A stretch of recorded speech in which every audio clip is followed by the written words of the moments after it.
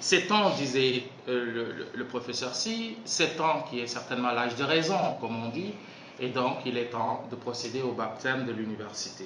Puisque c'est de cela qu'il s'agit, donc cette cérémonie de baptême aura lieu les 18, 19 et 20 février de ce mois-ci, donc de cette année. Le choix du parrain Assane Seck s'est fait de manière assez évidente finalement, du fait de l'envergure même de cette personne, de cette personnalité. Le professeur Assane Seck était un éminent intellectuel, géographe de formation. Il s'était aussi construit une trajectoire intellectuelle, politique et administrative exceptionnelle.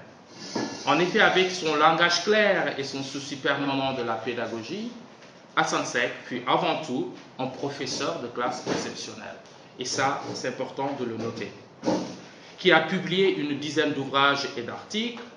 Il était aussi un homme politique, élu député déjà en 1968, et qui a demandé et obtenu 3 fois de suite le renouvellement de son mandat en tant que député.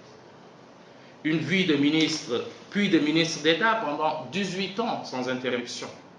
Son œuvre, tout comme son investissement dans le développement de la Casamance, mérite d'être connu.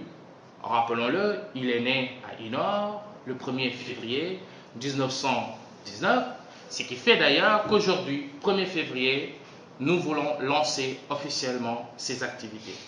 En mémoire à cet homme et en guise d'anniversaire, montrer tout le travail effectué au sein de cette université et l'attachement que nous portons pour cette manifestation et pour notre parrain. Il fut un acteur central dans le rayonnement de sa région d'origine et même dans la dynamique de recherche de la paix en Casamance. Donc, donner le nom de professeur Assane Seck à notre prestigieuse institution, c'est plus qu'un hommage posthume qui lui est rendu, mais ça constitue assurément un moyen pour perpétuer les valeurs de cet homme pétri de qualité et de vertu, et qui espérait que sa vie serait assez longue pour se réjouir du retour de la paix en Casamance.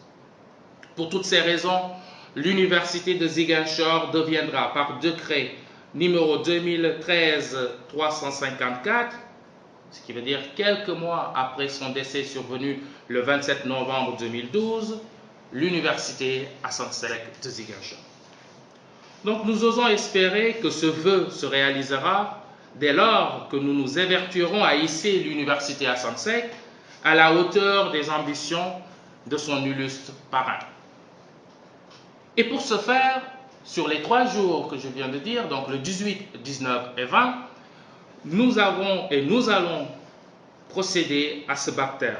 Nous avons échangé sur ce programme avec la famille du parrain, à l'occurrence un de ses fils qui est un des responsables du comité d'organisation au niveau de la famille, son fils et son neveu. Nous avons échangé sur ce programme avec des autorités de Dakar, notamment un comité d'organisation de Dakar à sa tête, Atab Bodjan.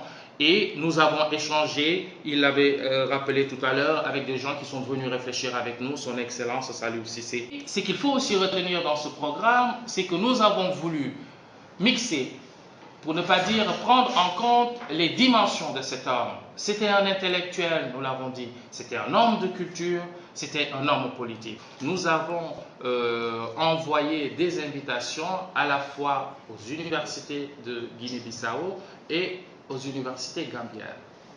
Et d'ailleurs, quand je disais, vous le verrez, quand je vous remettrai le document, quand on parle d'université, c'est université dans son ensemble, avec un grand U. Donc c'est à la fois, on va réfléchir avec nos collègues et puis voisins guinéens et gambiens sur comment nos universités peuvent aussi participer au développement et à la paix. Donc cette réflexion, elle ne se fait pas seulement avec la Guinée, elle se fait aussi avec la Guinée-Bissau. Et vous avez raison, nous avons des étudiants bissau-guinéens que nous accueillons chaque année. Et donc il y a une coopération qui existe et c'est aussi l'occasion de communier ensemble. Dernier élément sur le désenclavement de la Casamance. Vous conviendrez qu'avec moi que c'est une question qui traversent l'université et qui ne concernent pas que l'université. Mais ça ne change pas que l'université puisse y réfléchir. L'université est par excellence un lieu de débat et de réflexion. Et la leçon inaugurale que nous propose le professeur Amadou Fadelka s'intitule « Perception des frontières et recomposition territoriale ». Perception des frontières et recomposition territoriale. Donc vous voyez en filigrane que la question du désenclavement va être forcément posée, puisqu'on va être sur la souveraineté nationale, la question des territoires, et puis de ce lien qui nous lie avec la Gambie, ça, évidemment, ce sera abordé. Et il est clair que cette réflexion a des limites. Nous ne sommes pas dans un espace politique proprement parlé. Il n'appartient pas, évidemment, et je ne pense pas que l'université, en tant qu'université, a le pouvoir de faire construire le pont dont vous faisiez allusion tout à l'heure. Mais ça ne change pas que dans notre posture d'intellectuel, nous pouvons aborder ces questions, y réfléchir et peut-être proposer des solutions, pourquoi pas.